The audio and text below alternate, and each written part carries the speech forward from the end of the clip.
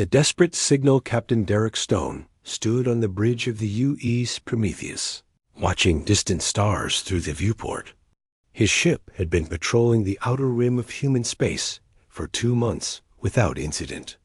The routine patrol was almost over when everything changed. "Captain, we're receiving an unknown transmission," announced Communications Officer Lisa Park from her station. Her fingers danced across the controls as static filled the bridge speakers. Stone walked over to examine the data. "What kind of transmission?" "It's not using any frequency we recognize, sir. The signal appears to be very old, but it's definitely artificial."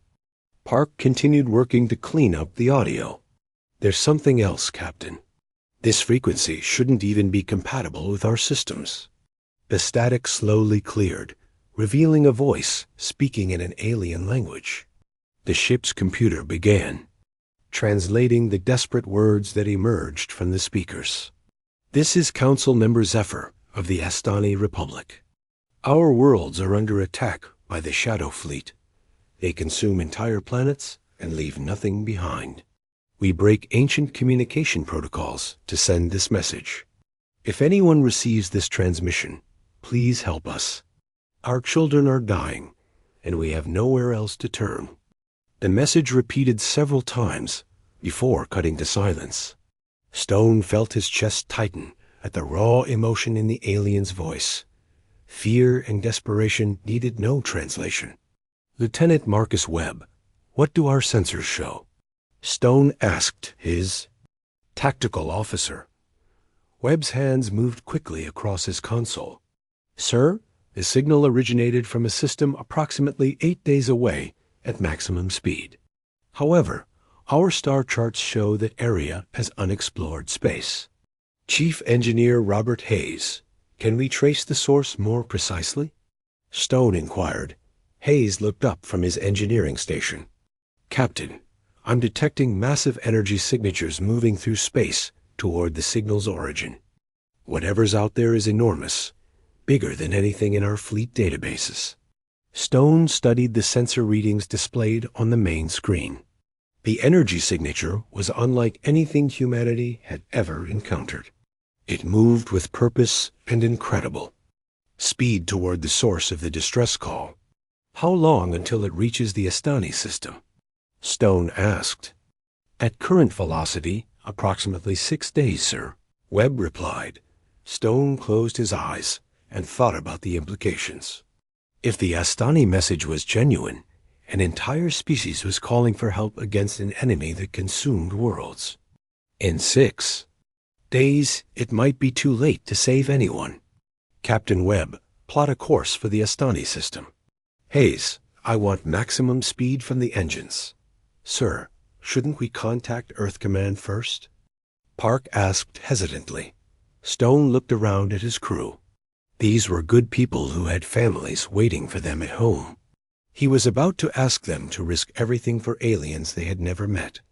Messages to Earth take 4 days to reach command. By then, the Astani could be gone forever. Racing against time, the UES Prometheus pushed through hyperspace at dangerous speeds. Chief Engineer Hayes had the engines running beyond their normal limits, but Captain Stone knew they needed every second they could gain. "Captain, I'm detecting multiple energy signatures ahead," reported Lieutenant Webb from the tactical station. "They're massive, sir. Bigger than anything we've ever seen."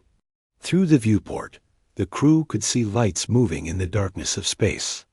As they dropped out of hyperspace, the full scope of what they faced became clear.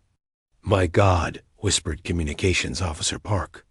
"Look at the size of those ships." The Shadow Fleet vessels were unlike anything in human imagination. Each ship was the size of a small moon, with dark organic curves that seemed to absorb light. Itself, tentacle-like appendages extended from their hulls, reaching toward the planets below. "Sensor reading, Webb," Stone ordered. "Sir, I count 12 massive vessels. They're positioned around what appears to be the Astani home system. The planets. Captain, I'm reading massive energy drains from the planetary surfaces. On the main screen, they could see the Astani worlds. What should have been blue and green. Planets were turning dark and lifeless. The Shadow Fleet was literally consuming the life force from entire worlds. Are there any survivors? Stone asked. Park worked frantically at her station. I'm detecting life signs on the fourth planet. Thousands of them, all concentrated in what appears to be a single location. They're being harvested, Hayes said grimly. The Shadow Fleet isn't just destroying the planets. They're keeping the population alive for some purpose. Stone made his decision. Webb, take us toward the fourth planet. Stay clear of those massive ships for now. We need to see what we're dealing with. As the Prometheus moved closer, they could see the true horror of what the Shadow Fleet was doing. The Astani people were being held in massive energy containment fields, while their life force was slowly drained to power the alien vessels. Captain, we're being scanned, Webb announced. One of the Shadow Fleet ships has detected us. Can we outrun them? Negative, sir. They're moving to intercept. Stone watched as the nearest Shadow Fleet vessel turned toward them. It was easily 50 times larger than the Prometheus, its dark hull bristling with weapons that seemed to be grown rather than built. Sir, incoming transmission, Park reported. A voice filled the bridge, speaking perfect English with no emotion whatsoever. Human vessel, you do not belong in this space. Withdraw immediately or be consumed. Stone stepped forward. This is Captain Derek Stone of the United Earthship Prometheus. We received a distress call from the Astani Republic. We're here to offer assistance. The Astani are being processed. Their energy will serve a greater purpose. Your interference is not acceptable. Processed? Stone felt anger rising in his chest. You mean murdered. Irrelevant distinction. Withdraw or join them in processing. Stone looked at his crew. They were outnumbered and outgunned by an enemy they knew nothing about. The smart thing would be to retreat and report back to Earth. But on the planet below, thousands of innocent beings were being slowly killed to power these monsters. Webb, what are our weapons capabilities against those ships? Sir, our conventional weapons would barely scratch their hulls. But ... Webb paused, studying his readings. There's something else. I'm detecting a weakness in their energy grid. If we could disrupt their power flow, it might cause a cascade failure. Hayes looked up from his station. Captain, I could modify our main deflector array to emit a focused energy pulse. It's theoretical, but it might work. How long do you need? 20 minutes, sir. Stone nodded. Do it. Park, try to contact any surviving Astani. Let them know help is coming. Humanity's answer 20 minutes felt like hours as Chief Engineer Hayes worked to modify the ship's deflector array. The Shadow Fleet vessels continued their horrible work, draining life from the planet below while the Prometheus remained hidden behind the system's largest moon. Modifications complete, Captain, Hayes reported. The energy pulse is ready, but we'll only get one shot. After that, they'll know exactly where we are. Captain Stone studied the tactical display. 12 massive enemy ships against one human vessel. The odds were impossible, but sometimes impossible was exactly what humans did best. Webb, I need you to identify the command ship in their formation.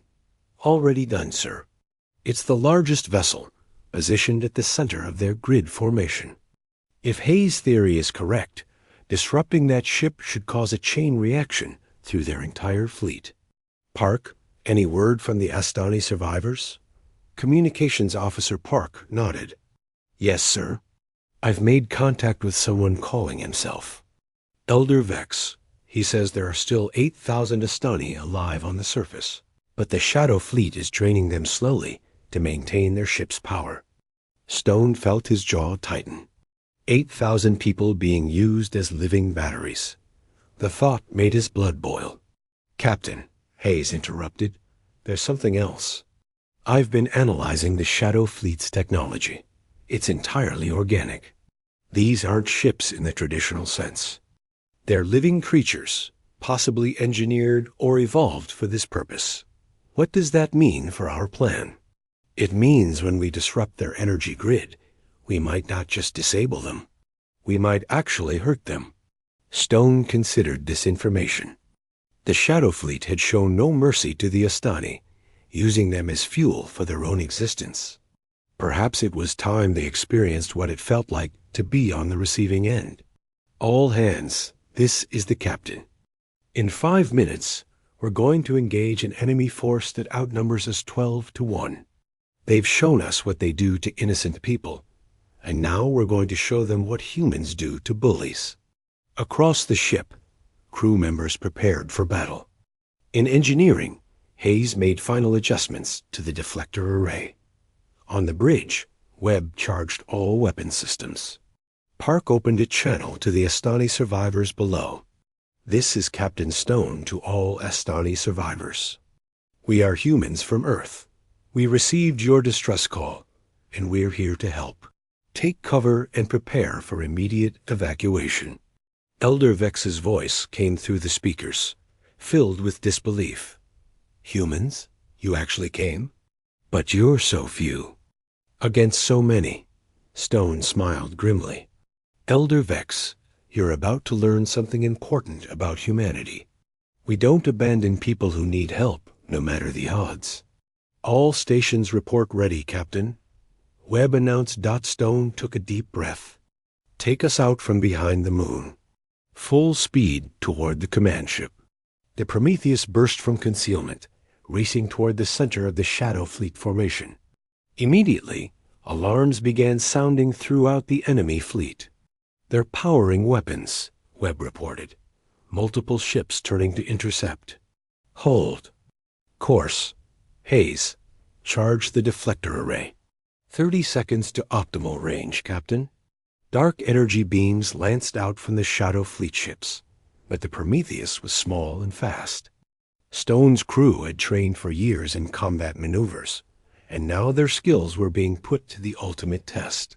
10 seconds to firing range. Fire when ready, Hayes. The deflector array unleashed a concentrated beam of pure energy directly into the heart of the command ship. For a moment, nothing seemed to happen. Then the massive vessel began to convulse as its organic systems went into cascade failure. The tide turns the energy cascade spread through the Shadow Fleet command ship like wildfire through dry grass. The massive organic vessel writhed in space as its biomechanical systems began shutting down one by one. It's working. Chief Engineer Hayes shouted from his station. The energy disruption is spreading to the other ships through their network. Connection. Captain Stone watched in amazement as the Shadow Fleet vessels began losing power. Their dark hulls flickered as internal lights failed, and their weapon systems went offline. Captain, I'm detecting massive energy releases from the planetary surface, reported Lieutenant Webb. The containment fields holding the Astani are collapsing. On the main screen, they could see lights erupting across the planet's surface as thousands of Astani were suddenly freed from their energy prison. But the Shadow Fleet wasn't finished yet. Sir, 3 of the smaller vessels are still operational, Webb announced. They're moving to attack positions. The remaining Shadow Fleet ships were badly damaged but not defeated. They began launching. Smaller craft, organic fighters that moved through space like living creatures rather than mechanical ships. How many fighters? Stone asked. I count 67 inbound, sir. They'll reach us in 3 minutes. Stone studied the tactical display. Even damaged, the enemy fighters outnumbered them heavily. But the Prometheus had advantages the Shadow Fleet didn't expect. Hayes, can you boost power to our defensive systems? Already on it, Captain. I'm rerouting energy from non-essential systems. Webb, prepare all defensive batteries. Park, send a message to Earth Command. Tell them about the Shadow Fleet and what we found here. As the organic fighters approached, something unexpected happened. More ships began appearing at the edge of the system. Human ships. Captain, I'm reading multiple hyperspace signatures, Webb reported excitedly. It's the Fifth Fleet.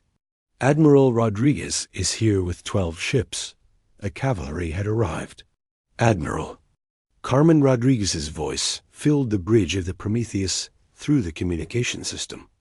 Captain Stone, this is Admiral Rodriguez. We received your emergency beacon and came as fast as we could. What's the situation? Admiral, we've disrupted the main Shadow Fleet, but there are still hostiles in the area. We also have 8,000 Astani civilians on the planet who need immediate evacuation.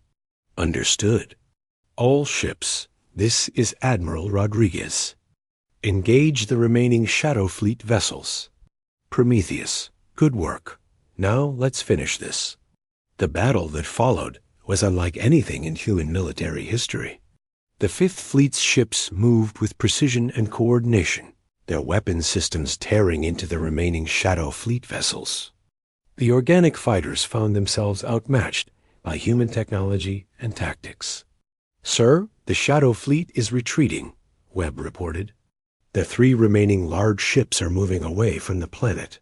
But Captain Stone wasn't ready to let them go.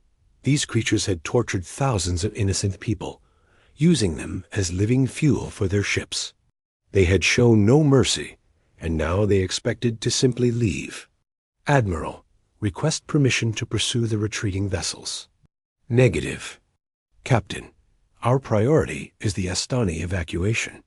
We can't risk losing more ships chasing an enemy we don't fully understand. Stone understood the Admiral's reasoning, but watching the Shadow Fleet escape felt like leaving a job unfinished. These creatures would find other species to torment, other worlds to consume. Hayes, are you detecting anything from the fleeing ships? Yes, sir. They're broadcasting some kind of signal. It appears to be a distress call of their own. Park looked up from her station. Captain, I'm intercepting the transmission. The computer is translating it now. A new voice filled the bridge, cold and mechanical. Retreat protocol activated. Human species demonstrates unexpected resistance. Capabilities. Report to High Command. Earth species classified as significant threat. Recommend immediate elimination protocols. The bridge fell silent as the implications sank in. By saving the Astani, humanity had revealed itself to a hostile force that now considered them a threat to be eliminated. Admiral Rodriguez, did you copy that transmission? Affirmative, Captain. This changes everything. Earth Command needs to know immediately. The price of heroism 3 weeks after the battle at the Astani system, Captain Derek Stone found himself in the secure briefing room at Earth Command headquarters. Around the table sat the most powerful military leaders in human space, including Admiral Rodriguez and General Patricia Morrison. Captain Stone, began Admiral Rodriguez, your report about the Shadow Fleet has caused quite a stir at the highest levels of government. These organic ships, their use of living beings as energy sources, and their apparent vast numbers across the galaxy. General Morrison leaned forward. What concerns us most is their final transmission. They now see humanity as a threat to be eliminated. Your heroic actions may have painted a target on our entire species. Stone had been expecting this conversation. General, with respect, the Astani were calling for help. We couldn't just ignore their distress signal. No one is questioning your moral judgment, Captain, Admiral Rodriguez replied. But we need to understand what we're facing. Intelligence reports suggest the Shadow Fleet has been operating across the galaxy for centuries, consuming entire civilizations. Elder Vex, the Astani leader who had survived the attack, spoke from his position. At the table, his people had been granted temporary sanctuary on Earth, while their world recovered. Admiral, you must understand what Captain Stone and his crew did for us. The Shadow Fleet had been harvesting my people for 3 months. They kept us alive, but drained our life energy to power their ships. We watched our children grow weak and die, while those monsters fed on our suffering. Chief Engineer Hayes, who had been invited to the briefing for his technical expertise, added his perspective. The Shadow Fleet's technology is unlike anything we've encountered. Their ships are living organisms, possibly bioengineered for conquest, but they have weaknesses. Their networked energy systems can be disrupted, as we proved. General Morrison studied the tactical reports spread across the table. Our long-range sensors have detected Shadow Fleet movements in 12 different sectors. They're not just random raiders. They appear to be part of a larger organization with specific goals. What kind of goals? Stone asked. Expansion, consumption. They move from system to system, harvesting life energy from inhabited worlds. Based on Astani records, they've destroyed over 40 civilizations in the past 2 centuries. Elder Vex's voice filled with emotion. Captain Stone, your species has shown something we had not seen in our galaxy for a very long time. Courage. Most species flee when they encounter the Shadow Fleet. You attacked 12 of their ships with a single vessel. Admiral Rodriguez activated a holographic display showing star charts. This brings us to our current situation. The Shadow Fleet knows about Earth now. They know we're capable of disrupting their operations. Intelligence suggests they're massing a larger force. How large? Stone asked, though he suspected he didn't want to know the answer. Preliminary estimates suggest over 100 ships, including several command vessels larger than anything we encountered at the Astani system. The room fell silent as everyone contemplated the implications. Humanity had revealed itself to a galactic predator, and now that predator was coming for them. However, General Morrison continued, we're not defenseless. The technical data Hayes gathered from the Shadow Fleet ships has allowed our scientists to develop new weapons specifically designed to disrupt their organic technology. Hayes nodded enthusiastically. We've already begun retrofitting the fleet with biodisruptor weapons. If they want to fight, we'll give them one they won't forget. Elder Vex stood slowly, his alien features showing deep gratitude. Captain Stone, Admiral Rodriguez, people of Earth, my species owes you everything. We offer whatever aid we can provide in the coming conflict. Our knowledge of Shadow Fleet tactics, our remaining technology, our lives if necessary. Stone looked around the table at the faces of humanity's leaders and their new alien allies. 3 weeks ago, he had been on a routine patrol mission. Now, his species was preparing for the largest military conflict in human history. Admiral, what are your orders? Admiral Rodriguez's expression was grim but determined. We're going to do what humans do best, Captain. We're going to protect the innocent, fight for what's right, and show this Shadow Fleet that they picked the wrong species to threaten. As the briefing ended and the military leaders dispersed to prepare for war, Captain Stone remained behind with Elder Vex. Elder, do you think we can win against them? The alien leader considered the question carefully. Captain, in my long life, I have seen many species face the Shadow Fleet.